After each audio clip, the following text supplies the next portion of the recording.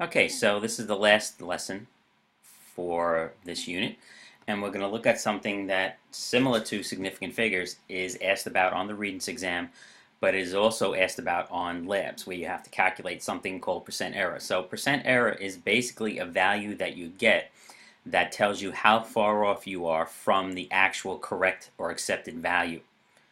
So the higher the percent error, the farther you are away from the actual value. And the formula is in your reference tables, is on table T, which is the back page, and it's percent error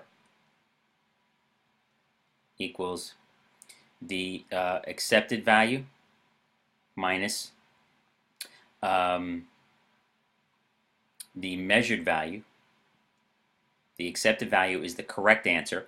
The measured value is the answer that you get when you do the lab, and it's divided by the accepted value again. So the accepted value is used twice.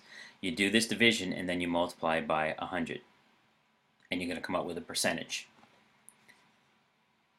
And it's not important to whether, when you get the number, if it's negative or positive. It only tells you whether your answer is above or below the actual answer, but on the Regents exam, they're not really worried about that. So all you have to worry about is actually calculating the percent error. So here's an example of a percent error problem. And again, we're going to go through this when we do labs. So it says, in a lab experiment, you are told by your teacher that the actual or accepted amount of sugar in a can of Coke is 39 grams. So that's the AV value. You experimentally determine it to be 40 grams based on your own data and calculations. What is your percent error? And it says express the answer in proper amount of significant figures. We're not really going to worry about that, but let's take a look. So percent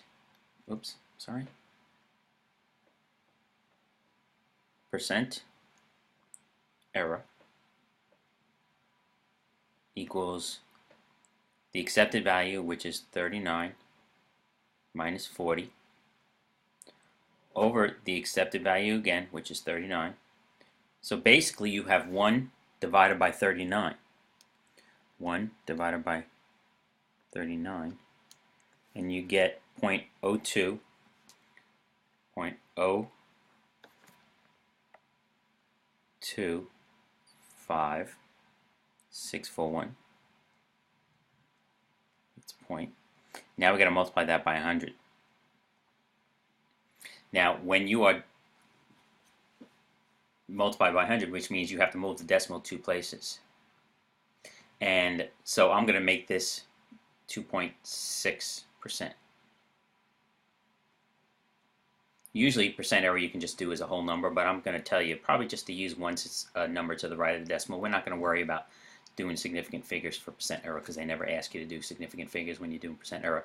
So the decimal is 2.5641, so the 6 is going to make that go up to 1. So I'm going to say the percent error is 2.6. That's a pretty good percent error. That means that your answer is less than 3% off of the actual answer. That's a very good percent error.